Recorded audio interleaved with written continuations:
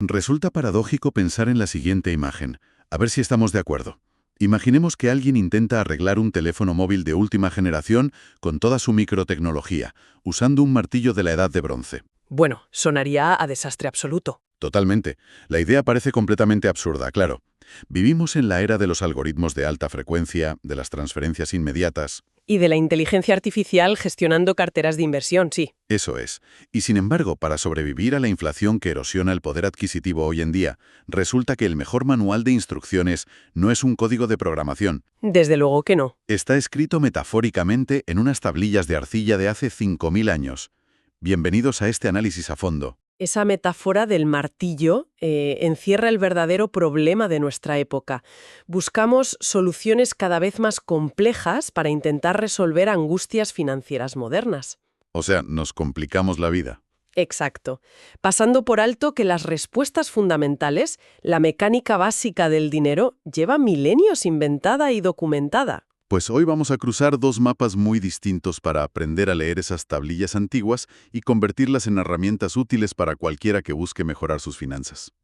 Es una misión muy interesante. Por un lado, tenemos un artículo detallado de la plataforma financiera Racing. Hacen un trabajo fantástico bajando a la tierra estos conceptos míticos para aplicarlos a la realidad económica de la España actual. Hablando de cosas muy tangibles, ¿verdad? Impuestos, inflación, productos bancarios concretos. Exacto. Y por otro lado, contamos con un análisis visual del canal Aula de Udida, que destila el corazón narrativo del clásico de 1926, El hombre más rico de Babilonia. Centrándose específicamente en las 5 leyes del oro, que es la base del libro. Sí. Y son dos aproximaciones que se necesitan mutuamente, o al menos eso creo yo.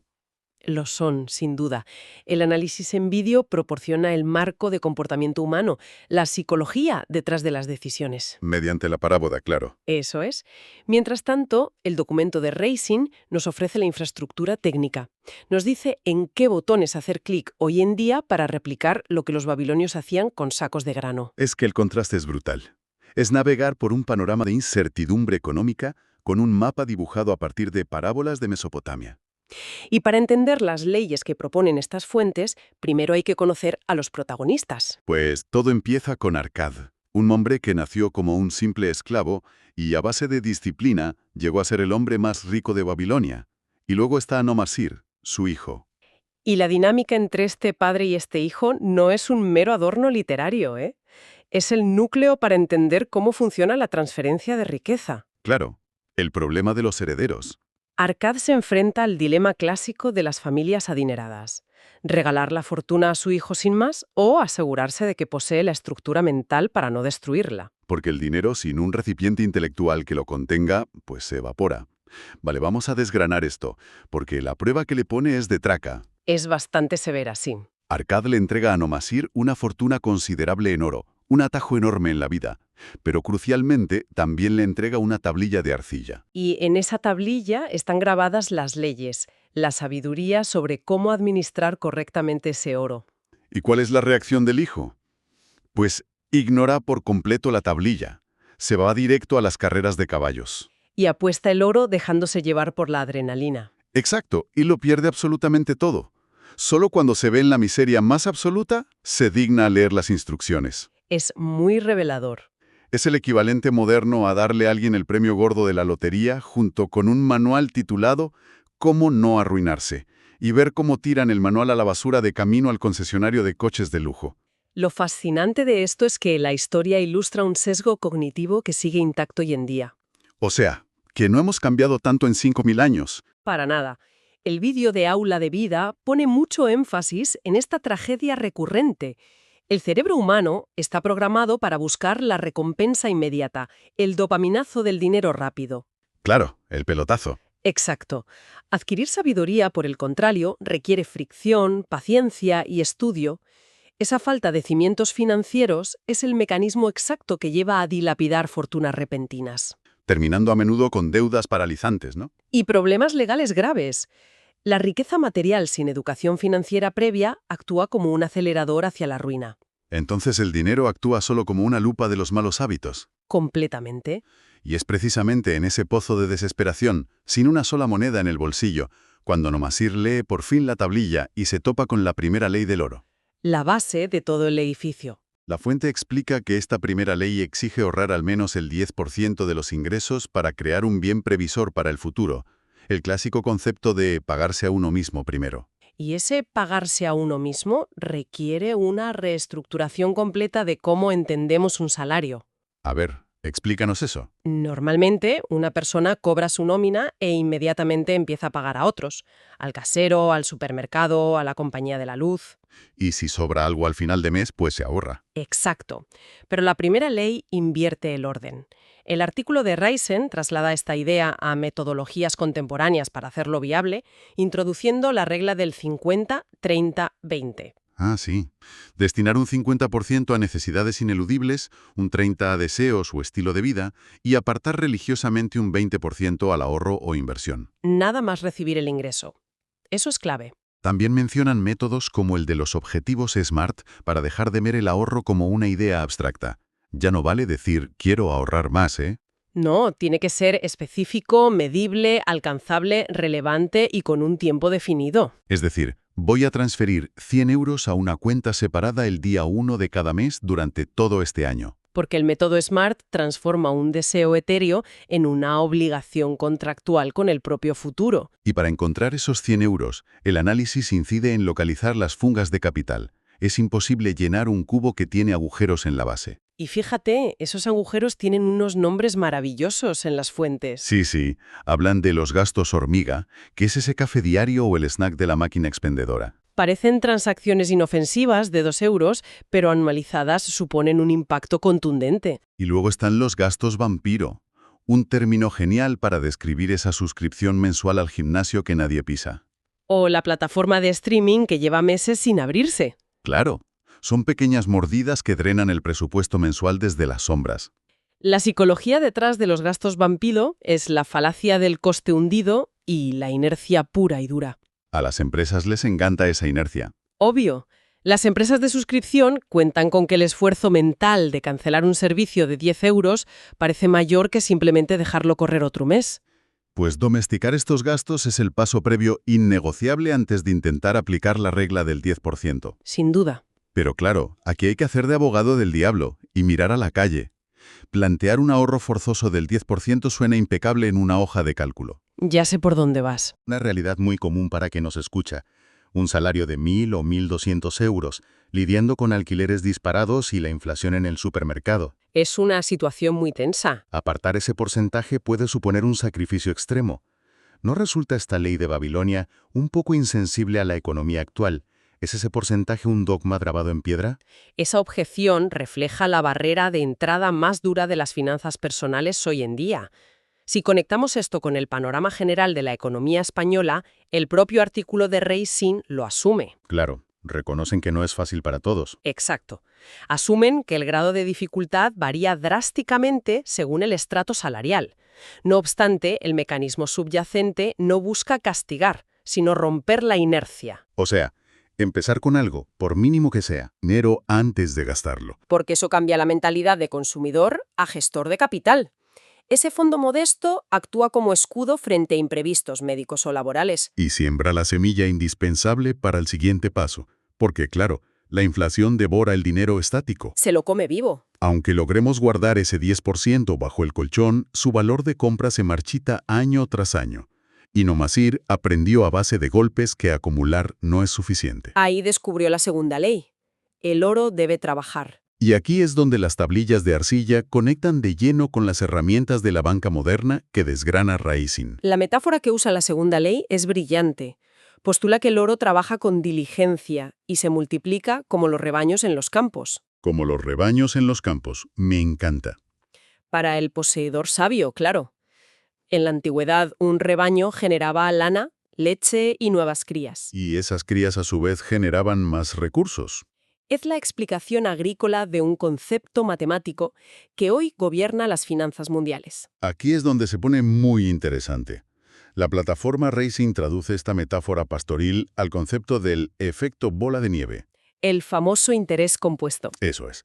La mecánica pura de que los intereses generados en un año se suman al capital principal, produciendo intereses sobre los intereses al año siguiente. Es un efecto multiplicador muy potente. Imaginar el capital ahorrado como si fuesen empleados extremadamente perezosos ayuda mucho a visualizarlo. Si se dejan quietos en una cuenta corriente tradicional, sin remunerar, esos empleados se quedan viendo la tele en la sala de descanso. Mientras la inflación les roba valor, efectivamente. Hay que ponerlos a trabajar. Y el mercado ofrece campos específicos donde poner a pastar a esos rebaños dependiendo de la aversión al riesgo de cada uno. Rising menciona herramientas muy concretas para un perfil conservador, ¿verdad?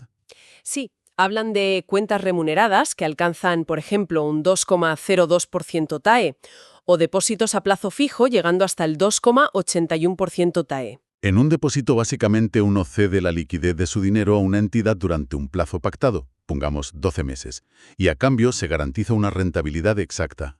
Y para quienes buscan un poco más de movimiento, las fuentes también señalan opciones como fondos mixtos o fondos sostenibles. Aunque ahí lanzan una advertencia que debería parpadear en luces de neón: las comisiones. Fundamental revisar eso. Si los empleados trabajan duro pero el gestor del fondo se queda con un porcentaje alto por las tarifas, el efecto bola de nieve se frena en seco. Ese es el peligro de la intermediación. El concepto clave en la segunda ley es encontrar un curso provechoso, en palabras de Arcad. Exige un salto intelectual importante. Desde luego. Dejar de ser un mero acumulador pasivo y convertirse en el director de recursos humanos del propio patrimonio. Exige entender cómo un 1% de diferencia en una comisión puede significar decenas de miles de euros a lo largo de 30 años. Es muchísimo dinero perdido. Vale, el sistema va tomando forma. Se aparta el capital tapando las fugas y se le pone a trabajar aprovechando el interés compuesto. Pero hay un problema. Claro, poner a trabajar el dinero siempre implica asomarse al abismo del riesgo. ¿Cómo se evita que ese capital ganado con tanto sudor se evapore, como le pasó a Nomasir en las carreras? Aquí entramos en la fase defensiva de Babilonia. Las leyes 3, 4 y 5. Centradas en la protección feroz del patrimonio. Son los cortafuegos del sistema. La tercera ley aporta una regla de sentido común aplastante: invertir bajo el consejo de hombres sabios. El vídeo de Aula de Vida lo ilustra con una frase lapidaria: si quieres aprender a hacer buen pan, pregúntale a un buen panadero. Buscar la experiencia contrastada antes que la opinión de un aficionado.